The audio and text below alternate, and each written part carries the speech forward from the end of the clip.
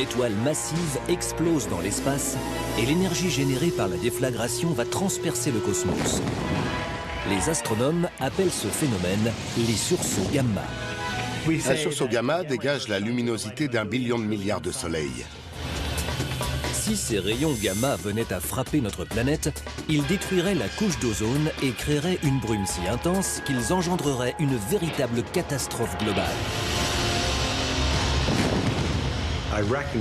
Si l'on combine ces deux événements, la Terre et son écosystème subiraient deux agressions létales. Un sursaut gamma pourrait d'ailleurs être à l'origine de la plus grande extinction de masse de la préhistoire. Les gens se sont demandé quelles seraient les conséquences pour notre planète. Près de 300 000 sursauts gamma se produisent chaque année. Que se passerait-il si l'un d'eux était dirigé vers la Terre ? Tout ce sur quoi repose notre civilisation, tout ce dont nous dépendons n'existerait plus.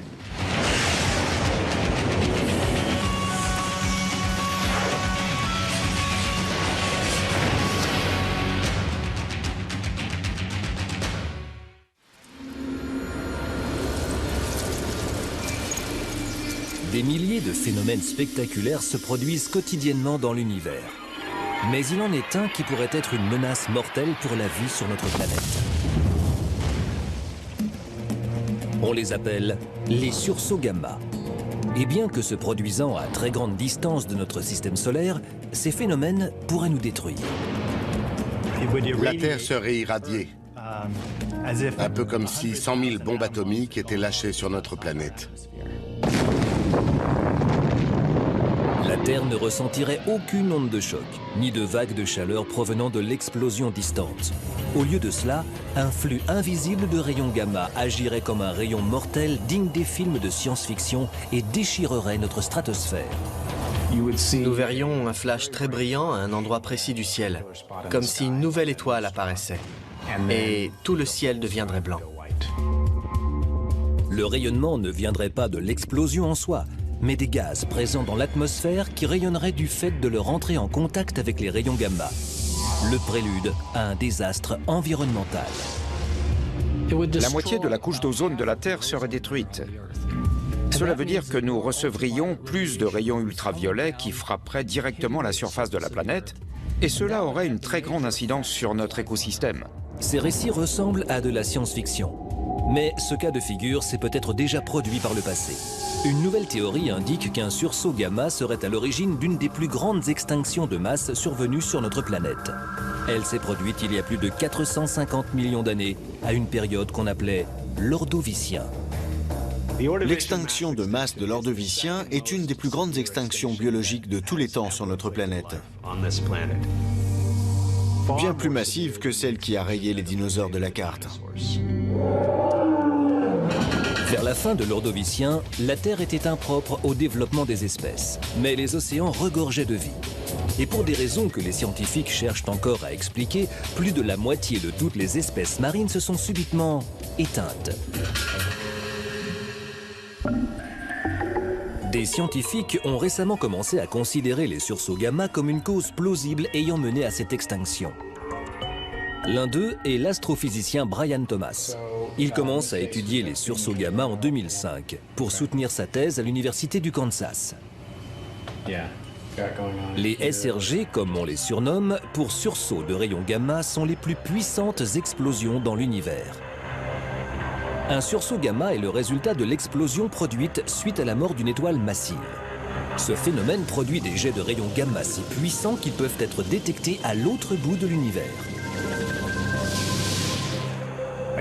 Un SRG est imprévisible. C'est un phénomène contre lequel nous, terriens, n'aurions strictement aucun moyen de défense. Thomas et ses collègues ont imaginé ce qui se déroulerait si un SRG survenait dans l'espace à quelques 6000 années-lumière de notre planète et se dirigeait vers nous. Une année-lumière est la distance prise par la lumière pour voyager pendant une année à une vitesse moyenne d'environ 300 millions de mètres par seconde. Cela signifie qu'un sursaut gamma mettrait 6000 ans à atteindre notre planète. Mais bien qu'éloigné, l'explosion engendrerait un scénario bien sinistre pour notre planète. Les rayons gamma ont été identifiés pour la première fois en 1900 lorsque des traces de ces derniers ont été découvertes sur de l'uranium. Mais peu de monde y a prêté attention, jusqu'à ce que la bombe atomique ne détruise Hiroshima et Nagasaki. Nombreux sont les morts, le bilan monte de jour en jour.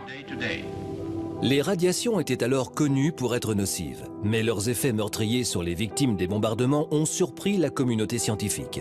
Les dommages sur les tissus biologiques humains causés par les radiations étaient alors mesurés en REM, une exposition radioactive de 5 sur cette unité de mesure étant inoffensive. Des victimes se trouvant à plus de 2 km d'Hiroshima ont été exposées à plus de 400 REM, la plupart étant issus des rayons gamma. Une exposition suffisante pour tuer 60% d'entre eux en à peine 30 jours.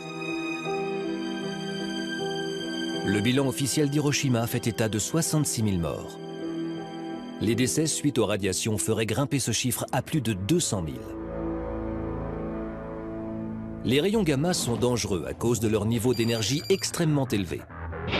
Ils sont à l'extrémité du spectre électromagnétique, au-dessus des puissants rayons X et bien au-delà du domaine de la lumière visible et autres ondes composant le spectre. Mais heureusement pour nous, ces rayonnements ne peuvent pénétrer l'atmosphère de la Terre. L'atmosphère de notre planète est épaisse et nous sert de bouclier. Cette couche serait suffisante pour arrêter les rayons gamma en provenance de l'extérieur de l'atmosphère de la Terre. Si un rayon gamma se dirigeait vers notre planète, l'atmosphère l'arrêterait pour nous. Mais les scientifiques estiment qu'en tout juste 85 minutes d'exposition, elle subirait de tels dégâts qu'une décennie serait nécessaire à sa régénération. Le rayon à forte énergie détruirait les molécules des deux principaux composants de l'atmosphère, l'oxygène et le diazote. Une fois les molécules explosées, chaque atome serait libre de se recombiner et suite à ce chaos chimique, l'azote et l'oxygène s'assembleraient pour former de dangereux mélanges de composés d'oxyde d'azote. Le monoxyde d'azote et le dioxyde d'azote détruiraient l'ozone. C'est quelque chose que nous savons depuis bien longtemps. Les scientifiques s'accordent à dire qu'il suffit d'une simple molécule de monoxyde d'azote pour détruire des milliers de molécules constituant l'ozone. D'après le scénario envisagé à l'université du Kansas, 40% de la couche d'ozone serait détruite, et puisqu'elle est notre unique protection contre les meurtriers rayons ultraviolets du Soleil, la présence sur Terre de ces derniers augmenterait de 80%. Si la puissance des rayons ultraviolets venait à augmenter à la surface de la Terre, ce serait une catastrophe environnementale. Le dioxyde d'azote, un gaz malodorant produit par les rayons gamma, se répandrait partout dans le monde et recouvrirait très rapidement la planète d'une épaisse brume marron. Cette brume marron bloquerait les rayons du Soleil et nous entrerions alors dans une période de refroidissement global qui pourrait durer des mois et aurait un impact direct sur la vie de notre planète. Ces effets seraient dramatiques pour la vie sur Terre. Les scientifiques de l'université du Kansas ont tenté d'assembler les preuves certifiant qu'un flux de rayons gamma a déjà touché notre planète au cours de la préhistoire. On ne sait pas si un tel phénomène s'est vraiment produit au cours de l'histoire de notre planète. On a donc cherché à étudier ce qui s'est produit biologiquement à travers l'histoire pour tenter de créer un lien entre les sursauts gamma et certains des mystères qui entourent l'histoire de la Terre. Des mystères tels que les extinctions de masse survenues sur notre planète. Thomas a cherché des réponses auprès du paléontologue Bruce Lieberman. Ce sont mes collègues du département d'astronomie qui m'ont parlé de sursauts gamma. Lieberman a conclu à une possible corrélation entre les sursauts gamma et des événements qui se sont produits il y a près de 450 millions d'années au cours de l'ère ordovicien.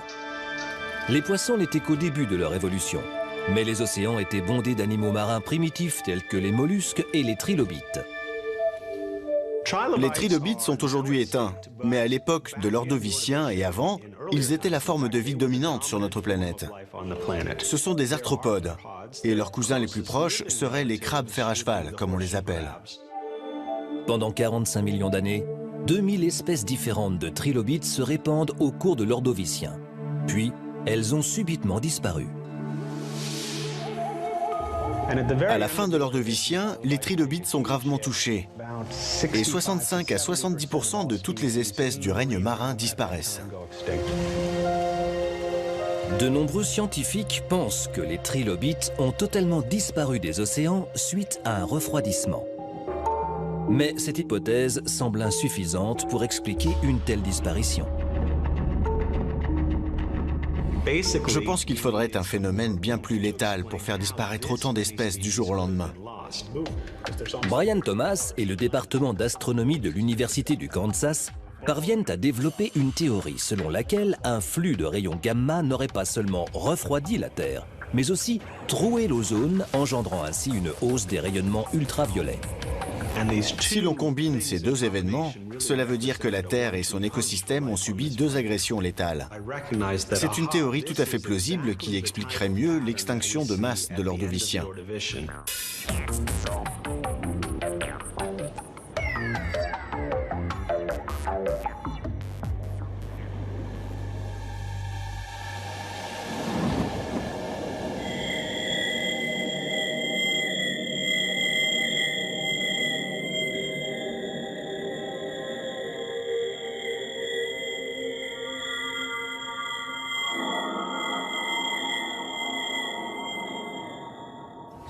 Quand vous observez un élément biologique, il s'adapte et survit pour la plupart du temps à son environnement. Il peut générer ce qui arrive d'un côté ou ce qui arrive de l'autre côté, mais pas les deux en même temps. Et en général, lorsqu'il y a plus d'un problème, si c'est le froid et la couche d'ozone ou quoi que ce soit d'autre, c'est beaucoup plus compliqué de s'adapter à ces nouvelles conditions. Si le scénario de l'Université du Kansas voit juste, un sursaut gamma aurait frappé la Terre il y a 450 millions d'années. Ce phénomène pourrait-il se reproduire? La Terre pourrait se trouver dans la ligne de visée d'un sursaut gamma une fois tous les milliards d'années. L'histoire de l'humanité n'est qu'un instant sur de telles échelles de temps. Cela signifie que les chances pour qu'un sursaut gamma mette en danger l'espèce humaine sont très maigres. Mais, d'après les scientifiques, pas inenvisageables. On ne peut pas dire qu'un sursaut gamma a touché la planète il y a 450 millions d'années et qu'un autre la touchera dans 450 millions d'années. Ce phénomène peut se produire n'importe quand. Que se passerait-il si un sursaut gamma affectait notre planète? Comment la Terre se comporterait-elle face à la plus explosive énergie de l'univers? Une énergie qui, il y a quelques années encore, était un mystère complet.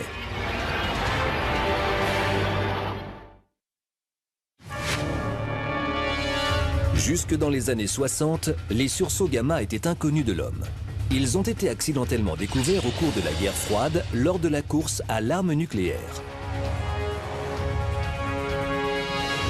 Lorsque le traité d'interdiction des essais nucléaires est signé en 1963, les Américains lancent le projet Vela, une flotte de satellites censée détecter tout essai soviétique ne respectant pas le pacte.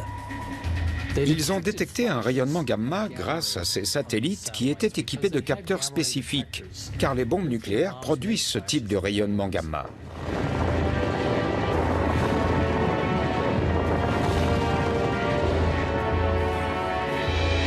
En 1967, un des satellites Vela détecte des rayonnements gamma qu'aucune bombe nucléaire n'aurait été capable d'engendrer. Ces rayonnements sont apparus sous forme de double pic d'une durée de 8 secondes chacun sur un graphique de données. Le premier sursaut étonne les scientifiques car il ne vient pas de Terre, mais de l'espace. Il n'y a rien qu'on adore plus qu'une surprise. Et c'était une vraie surprise. Mais les rayons gamma étant invisibles à l'œil nu, la lecture par des instruments de mesure scientifiques est le seul moyen de prendre conscience de la puissance du phénomène. Quand un sursaut gamma se produit, tout dans l'univers est éclairé de la lumière produite par le phénomène. C'était donc vraiment nouveau et quelque chose auquel le monde scientifique ne s'attendait vraiment pas. Mais la découverte est également alarmante, car à l'époque, les scientifiques pensaient que seules les explosions nucléaires étaient susceptibles de causer des rayonnements gamma. Les satellites Vela n'étaient malheureusement pas suffisamment équipés pour localiser ces sursauts gamma dans l'espace, ni mesurer leur distance de notre planète. Ces rayonnements gamma étaient vraiment inattendus, et en plus, à l'époque, on n'avait aucune idée de ce qui pouvait produire ces rayonnements. La communauté astronomique et le public également se sont demandé pendant longtemps ce qui pouvait être à l'origine de ces rayonnements gamma. Au cours des années 70, les astronomes détectent des douzaines de sursauts gamma et de nouvelles théories sur leur origine commencent à fleurir. Une guerre extraterrestre est même envisagée. Décollage de la navette Atlantis et de l'observatoire de rayons gamma, qui part à la recherche des forces explosives de l'univers. Les sursauts gamma sont restés un mystère pendant près de 30 ans. Ce n'est qu'en 1991 que la NASA envoie Compton dans l'espace, un observatoire à rayons gamma, le premier instrument spécialement conçu pour découvrir la provenance de ces mystérieux sursauts. La mission était de découvrir si les rayons gamma venaient de l'intérieur de la Voie lactée ou s'ils venaient de plus loin. Pendant 9 ans, Compton détecte en moyenne un sursaut gamma par jour et a permis leur localisation sur une carte stellaire. Les scientifiques s'attendaient à les voir le long de l'étroite bande dans le ciel qui représente notre galaxie, la Voie lactée. Suite à la découverte de ces rayonnements incroyablement puissants par les Vela, on pensait qu'ils provenaient d'un endroit proche de notre système solaire, dans notre propre galaxie même, et qu'ils suivraient le tracé de la Voie lactée. Ils ont découvert que les sursauts gamma étaient répartis partout dans l'univers.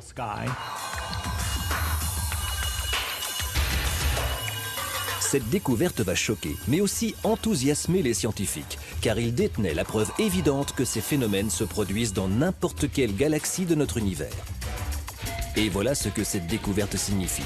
Nous connaissons la taille de notre galaxie, et si un sursaut gamma était détecté à l'intérieur de la Voie lactée, cela signifierait qu'il ne s'est produit qu'à 70 000 années-lumière de la Terre. Mais ayant été détectés au-delà de notre galaxie, cela signifie que certains de ces phénomènes pourraient se produire à 12 milliards d'années-lumière. Ces sursauts sont donc très éloignés, et la forte luminosité de leur rayonnement indique qu'ils sont bien plus puissants que ce que l'on imaginait. On s'est tous excités parce que c'était énorme. Ce sont des explosions massives et nous adorons travailler sur des phénomènes aussi puissants. Un sursaut gamma dégage la luminosité d'1 billion de milliards de soleils. C'est une énorme concentration d'énergie. Donc bien sûr, la première chose que les gens se sont demandé, c'est quelles seraient les conséquences pour les habitants de notre planète.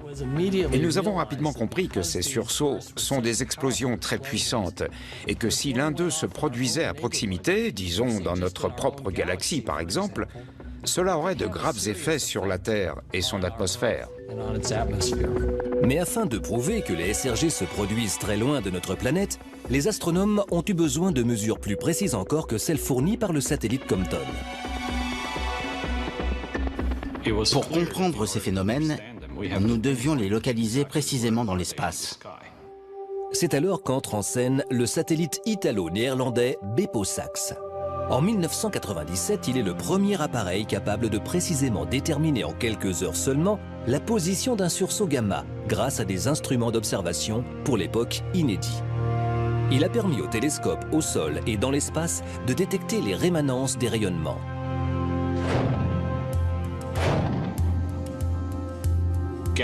Les sursauts gamma laissent une trace. Ils rayonnent encore après le sursaut. C'est un genre de signature qui se traduit par une forte lumière. La découverte de ces rémanences constitue une avancée majeure. Contrairement aux rayons gamma, ces rémanences ont permis d'en déduire le décalage vers le rouge pour le spectre visible, le moyen pour les astrophysiciens de mesurer une distance dans l'univers. Chaque étoile ou galaxie est localisée grâce à ce spectre. Si une galaxie est proche, le spectre ressemble à celui-ci. Mais si elle est plus éloignée, le spectre est décalé vers le rouge. Plus grand est le décalage, plus éloignée est la galaxie. Bepo-Sax transmet les coordonnées d'un sursaut gamma pour la première fois le 8 mai 1997. J'étais à l'observatoire du Mont Palomar avec mon équipe et j'ai reçu un appel m'informant du sursaut. On a laissé tomber tout ce qu'on faisait et l'avons observé. À une telle distance, les images de sursauts gamma ne sont que de petits points parmi les étoiles. Mais ils peuvent tout de même être analysés grâce au décalage vers le rouge. Pour la première fois, la distance entre un sursaut gamma et la Terre était révélée. Nous avions un décalage vers le rouge de 0,8, ce qui signifie qu'il se trouvait à plus de 3 milliards d'années-lumière de la Terre.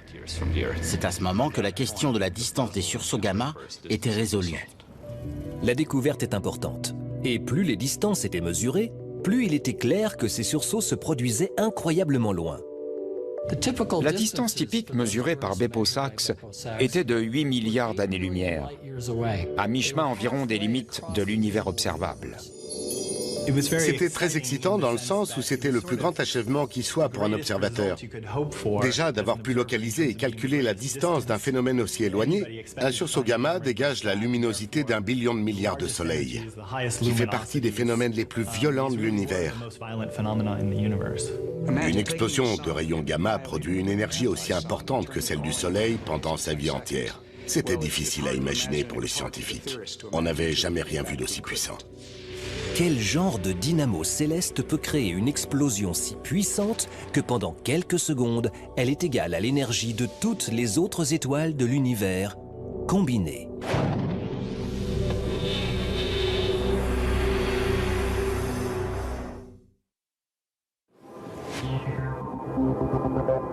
Dans un univers parsemé de dangers potentiels, la plus puissante menace pour notre planète pourrait venir des sursauts gamma. Ils sont de véritables énigmes. Leur provenance est un véritable casse-tête, tout comme leur nature. Nous avons découvert beaucoup de choses vraiment excitantes, mais nous avons encore beaucoup à apprendre. Les sursauts gamma sont encore très mystérieux. Depuis la découverte essentielle de 1997 montrant l'incroyable distance des SRG de la Terre, une constellation de satellites et d'observatoires au sol continue de scruter le ciel à la recherche du moindre sursaut gamma. De nombreuses données ont été accumulées pour comprendre la véritable nature de ces étranges phénomènes. Étudions le cas de SRG 990123. Tel est son nom de code. SRG signifie sursaut de rayons gamma. 99 est l'année de sa détection, donc 1999-01-23 pour le mois et le jour, janvier le 23. C'est le télescope spatial Hubble qui a photographié SRG 990123. Un simple point lumineux dans une galaxie lointaine. Les données provenant du sursaut ont apporté un indice qui a surpris les astronomes. On suspectait depuis le début que les rayons gamma provenant de ces explosions sortaient sous forme de jets et pas dans toutes les directions en même temps. Les preuves de l'existence de ces jets ont été fournies grâce à une courbe de lumière, l'échelle permettant de mesurer la luminosité d'un objet céleste en fonction du temps. D'abord, la rémanence optique a baissé de manière progressive. Puis, la courbe est abruptement tombée dans ce qu'on appelle une rupture de pente, la preuve du ralentissement de cet intense jet d'énergie. Et si ces rayons gamma sont expulsés en jet, cela signifie que nous pouvons seulement voir les sursauts qui vont dans notre direction. Il en existe bien plus que nous ne pourrons jamais voir.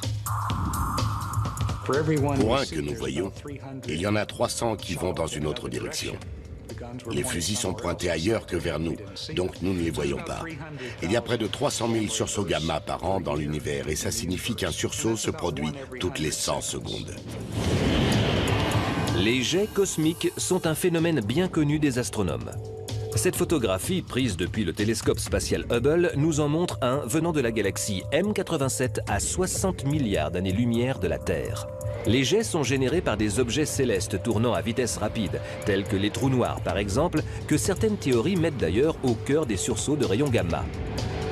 Je crois, et je ne suis pas le seul, qu'un sursaut de rayons gamma est le cri de naissance d'un trou noir. Ça veut clairement dire qu'un trou noir vient de naître. Et honnêtement, pour moi, il n'y a rien de plus fascinant qu'un trou noir. Un trou noir est un objet céleste à la densité infinie. La gravité y est si intense que ces objets ne peuvent émettre ni réfléchir de lumière. Mais les trous noirs ne seraient qu'une pièce du puzzle. En effet, suite aux données récoltées, un autre phénomène bien connu a rapidement été pris en compte dans la création des sursauts gamma, les supernovas. Le 29 mars 2003, nous avons assisté à un événement spectaculaire. Le sursaut gamma de ce 29 mars est parvenu d'une galaxie assez proche de la nôtre pour qu'il soit mesuré en détail. Au bout d'un mois, sa courbe de lumière est passée d'une ligne relativement plate à une courbe montrant de nombreuses irrégularités. Des courbes présentant de nombreuses similitudes avec celles produites par les supernovas. C'était la preuve évidente d'une association entre une supernova et un sursaut gamma. Depuis ce jour, nous avons vu 4 cas similaires et nous en sommes arrivés à la conclusion que ce cas de figure était assez commun. Peut-être pas empirique, mais peut-être que oui. Une supernova est une explosion qui se produit lorsqu'une étoile massive, au moins 8 fois plus massive que le Soleil, a épuisé son combustible nucléaire, provoquant ainsi l'effondrement gravitationnel de son cœur et la formation d'une étoile à neutrons ultra dense. Les couches externes de l'étoile explosent et libèrent une grande quantité d'énergie. Les astronomes disposent maintenant de 2 indices importants. Le premier est que les SRG envoient leurs rayons gamma sous forme de jets. Le second est qu'ils sont étroitement liés aux supernovas. Ces 2 éléments semblent confirmer ce qui cause les sursauts gamma. Depuis 1993, il existe une autre théorie selon laquelle les sursauts gamma se produisent lorsque les étoiles massives s'effondrent et forment un trou noir. On appelle cette théorie le collapsar. Le collapsar est le surnom attribué à l'effondrement d'une étoile massive par les astrophysiciens. Un des phénomènes les plus impressionnants qui soit dans l'univers. Et ce phénomène résulte d'une explosion plus intense encore qu'une supernova. Une explosion incroyablement puissante que l'on nomme hypernova. Le phénomène part d'une étoile massive, 20 fois plus massive que notre Soleil cette fois, et qui n'est âgée que d'une dizaine de millions d'années. Et donc, cette étoile se meurt. À l'intérieur de cette étoile, le noyau se contracte et tourne à une vitesse incroyable. Son centre devient si dense qu'il forme un trou noir.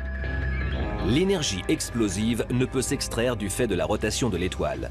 Alors l'évacuation de cette énergie se produit à ses pôles, là où elle rencontre moins de résistance.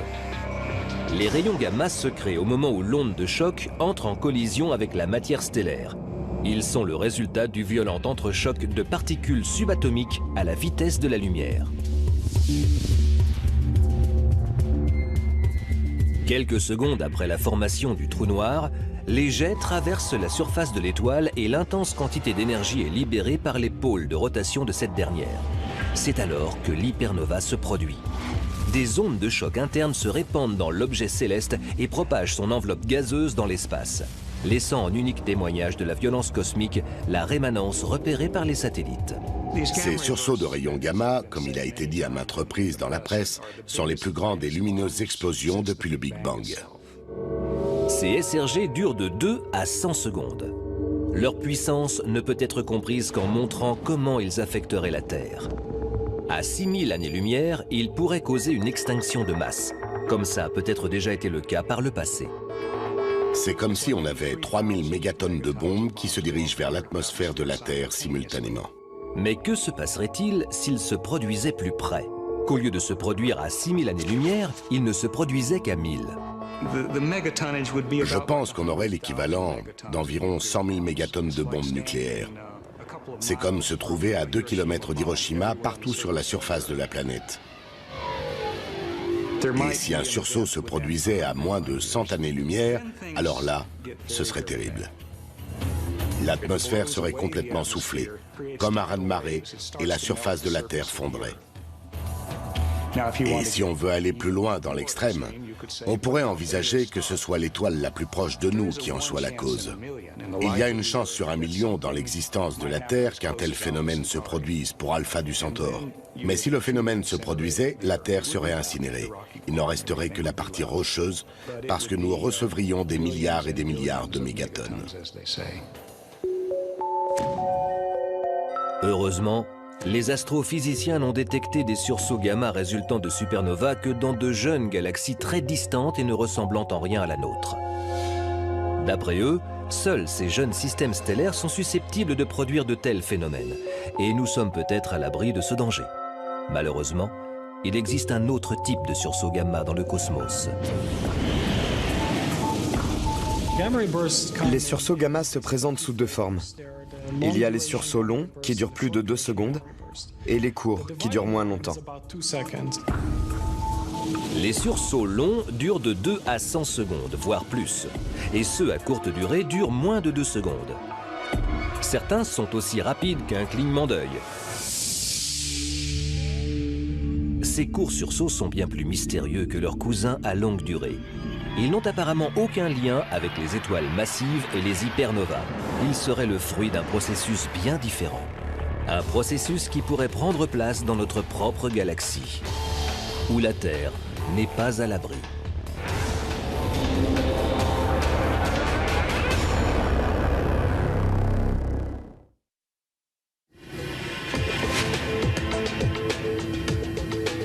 Ce télescope spatial pourrait nous aider à résoudre le mystère que représentent les sursauts gamma courts. Lancé en 2004, il s'appelle Swift, nom du martin pêcheur en anglais, connu pour son habileté à changer rapidement de direction en plein vol. Et décollage de Swift, en mission pour étudier et comprendre les sursauts de rayons gamma dans l'univers. Pendant près d'une décennie, les astrophysiciens au sol étaient seulement capables de détecter les sursauts gamma de longue durée. Ceux durant entre 2 à 100 secondes et plus. Les sursauts gamma courts sont longtemps restés une énigme, car ils se terminaient avant même que les satellites aient pu calculer leur position. Mais Swift a changé la donne. Le satellite Swift est un acrobate technologique conçu pour changer de cap dès lors qu'un sursaut gamma est détecté. Localiser un sursaut gamma dans le ciel, c'est comme localiser une ampoule qui s'éteint dans un stade entièrement allumé. Il y a un tel rayonnement qu'on ne peut pas vraiment savoir d'où il provient exactement. Swift est la solution pour atteindre un niveau de précision concernant les sursauts gamma. On le voit bien là. Il est bien rayonnant, il faudrait appeler Edo pour le prévenir. La base de contrôle de Swift se trouve à l'université de Pennsylvanie. Lorsque le satellite repère un sursaut, les équipes reçoivent immédiatement une alerte. Un message est envoyé à nos observatoires partout dans le monde qui les prévient qu'un sursaut s'est produit, quel genre de sursaut c'est et sa localisation pour qu'ils puissent précisément diriger leur télescope. 500 astronomes à travers le monde reçoivent les alertes de Swift. Parmi eux, Edo Berger et Alicia Soderberg, qui travaillent avec l'historique télescope de 5 mètres du mont Palomar au nord de San Diego. Allô? Salut Edo, on a un nouveau SRG. Je pense que tu devrais regarder. Les astronomes chassent la rémanence des sursauts gamma. On va commencer en douceur. Disons 20 secondes. D'accord, 20 secondes. Ces sursauts gamma ne durent que quelques secondes, ou quelques centièmes de seconde maximum. La rémanence visible qui accompagne ces sursauts dure quant à elle plusieurs heures, des jours, voire des semaines parfois. Nous avons construit le satellite Swift pour qu'il puisse déterminer la position d'un sursaut gamma court. Pendant l'été 2005, Swift en a enfin repéré un et nous a fourni les informations que nous attendions depuis des années, c'est-à-dire sa position dans le ciel, et nous avons pu l'étudier. D'après certaines théories, la durée d'un sursaut gamma est étroitement liée au phénomène qui en est à l'origine. Les sursauts longs sont produits suite à la mort d'une étoile massive. Ceux à courte durée seraient produits par la fusion d'étoiles à neutrons.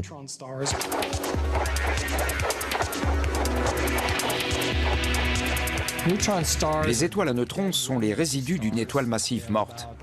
Elles n'ont qu'un rayon de 10 à 20 km. Elles commencent à orbiter entre elles et lorsqu'elles se rapprochent trop, elles fusionnent et provoquent une explosion massive qui crée un fort rayonnement de lumière. Et le résultat, ce sont les sursauts gamma courts.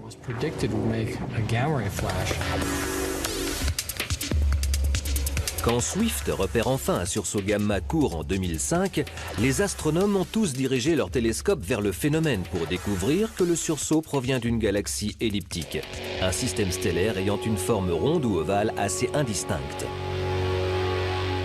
Ce sont des galaxies qui ne sont composées que de très vieilles étoiles, pas par les étoiles plus jeunes et massives qui sont à l'origine des collapsars et des hypernovas. Ces galaxies elliptiques se trouvent là où l'on trouve des étoiles en fin de vie, comme les étoiles à neutrons. Les preuves irréfutables manquent encore, mais tout indique que la fusion d'étoiles à neutrons serait à l'origine des sursauts gamma courts. Et le problème pour notre planète est que la Voie lactée pourrait regorger d'étoiles de ce genre. Nous savons que dans notre galaxie, des étoiles à neutrons vont forcément fusionner un jour. Nous sommes catégoriques là-dessus. Contrairement aux autres sursauts gamma, nous sommes certains que de tels phénomènes se produiront dans la Voie lactée. La fréquence de sursaut gamma, qu'il soit long ou court au sein de notre propre galaxie, est d'1 tous les millions d'années.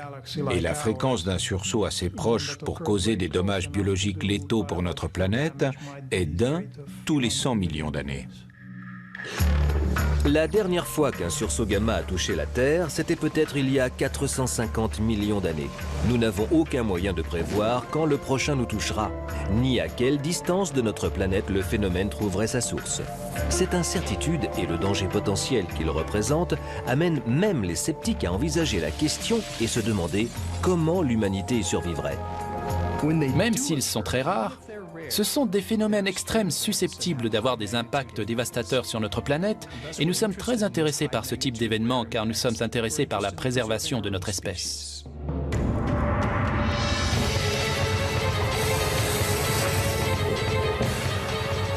D'après les scénarios conçus par les astrophysiciens étudiant ces phénomènes à l'université du Kansas, le désastre prendra sa source dans la profondeur de l'espace, à quelques milliers d'années-lumière de notre planète.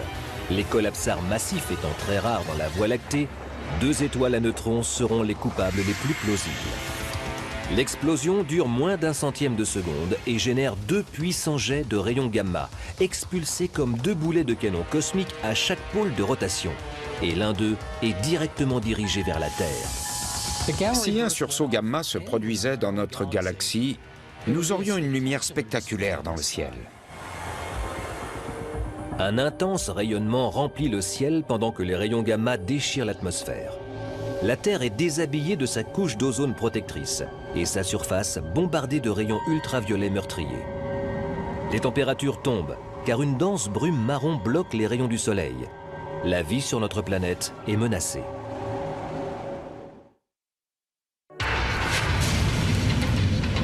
La Terre est sans protection face aux sursauts gamma. Les seuls susceptibles d'avoir des conséquences létales sur la vie de notre planète ont beau ne se produire que tous les 3 à 5 millions d'années, nous ne les verrions pas venir. Et si l'un d'eux venait à nous toucher, le futur de l'humanité serait bien sinistre.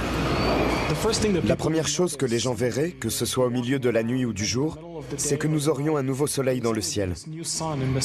Ce serait la première indication que quelque chose ne va pas.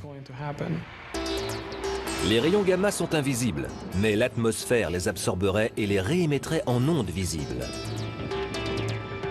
On verrait des rayonnements très intenses et assez brefs, parce que ces événements se produisent rapidement, et ils nous rendraient sûrement aveugles. Beaucoup de rayons gamma exciteraient les atomes de la haute atmosphère. Ce sera un peu le même processus que pour les aurores boréales, et nous aurions un genre de ciel vert très lumineux au-dessus de nos têtes. Comme peut-être au cours de l'Ordovicien, il y a 450 millions d'années, les gaz de l'atmosphère réagiraient rapidement. 40% de la couche d'ozone disparaîtrait et le dioxyde d'azote commencerait à envelopper la planète. La couleur du ciel en serait changée et une épaisse brume marron s'installerait, et ce, en quelques heures seulement. Ça se passerait très rapidement. Et les conséquences, c'est que vous pourriez regarder le ciel à n'importe quelle heure de la journée. Vous ne verriez rien d'autre que cette brume marron. Une pulsion électromagnétique comparable à celle produite par une bombe nucléaire attaquerait tous les matériaux électroniques de la planète. Au centre d'opération de la NASA, où se trouve le système d'observation de la Terre, les techniciens remarqueraient d'emblée le problème. Les données des satellites ne nous parviendraient plus et les circuits du système informatique le plus perfectionné au monde seraient instantanément grillés. Le phénomène balayerait les satellites, créerait des surtensions partout dans le monde, qui auraient pour conséquence la destruction des sources d'alimentation en énergie. Je pense qu'un sursaut de rayons gamma détruirait beaucoup du matériel électronique aujourd'hui existant. Tout le matériel électronique serait complètement détruit. La société telle que nous la connaissons serait anéantie et nous serions plongés dans les ténèbres. Peu de gens réalisent qu'un désastre est sur le point d'avoir lieu. Les instruments de mesure se trouvant dans les centres d'observation météorologique indiqueraient l'augmentation de 80% des rayonnements ultraviolets. Les météorologues essaieraient de lancer l'alerte, mais les moyens de communication étant détruits, personne ne l'entendrait. De nuit, les aurores boréales ont toujours été vues comme un agréable spectacle offert par les vents solaires.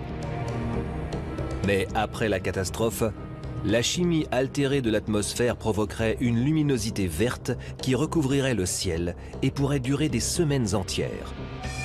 Et l'hiver arriverait. Peut-être le pire que notre planète ait jamais connu.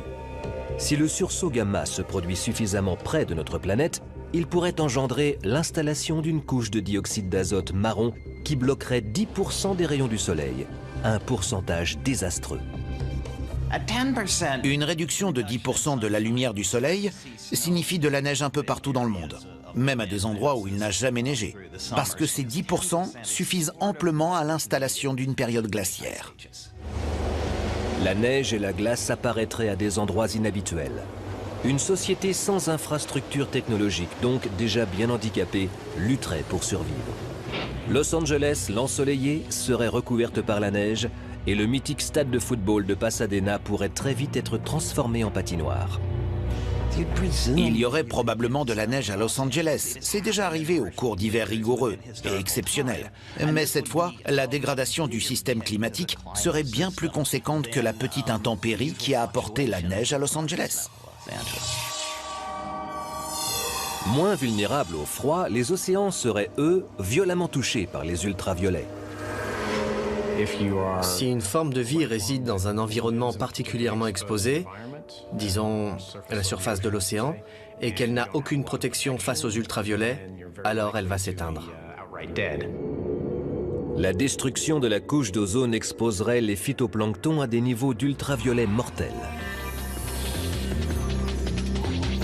Les phytoplanctons seraient décimés et nous aurions une diminution significative de la photosynthèse due au rayonnement des ultraviolets. Si on perdait un grand pourcentage de phytoplancton dans la chaîne alimentaire marine, ce serait un désastre. En quelques mois, l'eau sur les côtes deviendrait rouge et orange. Les grandes quantités d'oxyde d'azote présentes dans l'atmosphère produiraient des pluies acides.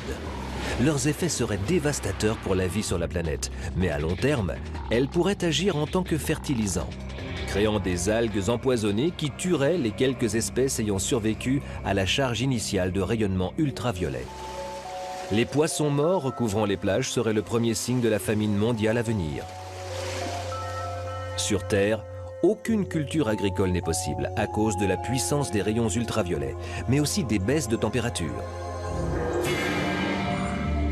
Nous sommes vulnérables au changement climatique parce que nous dépendons seulement de quelques espèces végétales dans notre culture agricole. Le froid pourrait tuer n'importe quelle culture.